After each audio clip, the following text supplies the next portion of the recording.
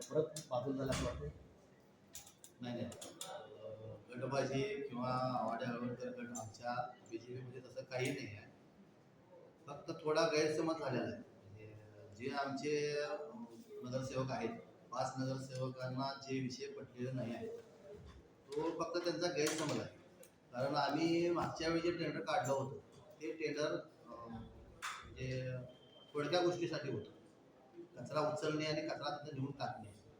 गावातला कचरा उचलायचा आणि गावातला कचरा तिथं नेऊन टाकायचा असं फक्त टेंडर होतं. त्याच्यामध्ये आम्ही वाढ कशी केल्या, ते टाकलेला कचरा म्हणजे दुसरी एक कंपनी होती ते प्रोसिजर त्यांनी तिथं करत होते. तो टाकलेला कचरा त्यामध्ये तो ॲड केला. त्याच्यानंतर जी सारण गटर असते हा कचऱ्याचाच भाग आहे, ते त्यामध्ये ॲड केलं. त्याच्यानंतर कामगार आमच्यासाठी कमी होते, ते कामगार आम्ही त्या ह्याच्यामध्ये वाढवले, ते त्यामध्ये ॲड झालं. त्यानंतर केंद्र काढायचा वगैरे हा कचऱ्यामध्येच आम्ही धरला. त्यामुळं केंद्र काढायचं टेंडर हे परत दुसरे टेंडर होत होते ते आम्ही ह्याच्यामध्येच घेतलं. हॉटेलमधला आणि संध्याकाळचा कचरा जो उचलायचा असतोय बाजारातला, हॉटेलमधला कचरा, दवाखान्याचा कचरा, हा कचरा उचलायचा त्या टेंडरमध्ये नव्हतं. ते जे 7.5-8 लाखाचं टेंडर होतं त्यामध्ये नव्हतं. त्यामध्ये ते आम्ही प्लस केलं. रेसिपीचे तास जे आम्ही ते वाढवले, रॅम्प आम्ही त्यामध्ये वाढवला. म्हणजे अशा पुष्कळ सगळ्या अशा गोष्टी आहेत की सगळ्या आम्ही वाढवल्या होत्या. फक्त आमच्या सदस्यांचं म्हणणं असंच होतं की ते वेगळं करा. त्यांचा ॲक्सेप्ट नव्हता, या गोष्टीला कुठला ॲक्सेप्ट नाही.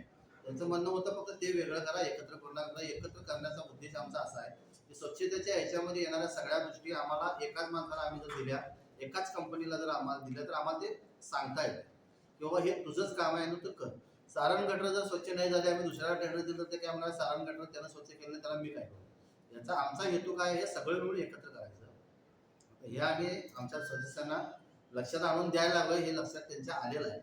याच्यावर मला हे असं म्हणायचं आहे की म्हणजे इचलकरंजीला लागलेलं एक ग्रहण आहे. म्हणजे इचलकरंजीची जनता जी आहे ती प्रामाणिकपणे एखाद्या पक्षाला निवडून आणि प्रामाणिकपणे एखाद्या पक्षाचे नगरसेवक निवडून देण्याचा प्रयत्न करते आणि लोकांचं काम लोक करत असतात. पण काही व्यक्तींच्या द्वारे आजपर्यंतचा इतिहास असं झालेला आहे की काही ना काहीतरी अशी खोट काढायची आणि सत्तेमध्ये बदल करायचा हा केविलवाला प्रयत्न आत्ता बी करायचा प्रयत्न चालू आहे असं दिसतंय. आणि विरोधकांना मला ह्या बाबतीत असं सांगायचं आहे की हे यश तुमच्या याला येणार नाही आहे, कारण आमची पार्टी अतिशय मजबूत पार्टी आहे. केंद्रात सत्ता आमची आहे, राज्यात आमची आहे आणि आम्ही इथं आमच्या वरिष्ठांच्या सांगण्यावरून आणि वरिष्ठांच्या सहकार्यानं, आमचे आमदार असू दे, या सगळ्यांच्या सहकार्यानं अतिशय चांगल्या पद्धतीनं कारभार इथं चालू आहे आणि ह्याच्या परतही अतिशय चांगल्या पद्धतीनं कारभार इथं चालू असणार आहे. टीकाटिप्पणी होत राहणार आहे. टीकाटिप्पणी विरोधकांचं काम आहे, त्यांनी करणार आहे. त्यांनी कुठल्याही परिस्थितीत त्यांचं काम असेल ते करू देत. पण त्यांनी ज्या पद्धतीनं हा त्यांचा प्रयत्न असेल की आमच्यामध्ये फूट पाडण्याचा, हे फूट पाडणं आमच्यामध्ये शक्य नाही आहे. बीजेपीमध्ये ते चालत नाही आहे. गैरसमज हा आहे थोडा, तो आम्ही 100% दूर करून हे जे काय आम्ही ठरवलंय, एकत्रित करून टेंडर काढायचं ठरवलंय, हे 100% आम्ही पूर्णत्वास नेणार आहे आणि इचलकरंजीच्या जनतेला जे आमच्या इंदोर सारखं जे शहर करायचं आहे ते आम्ही करून दाखवणार आहे निश्चित.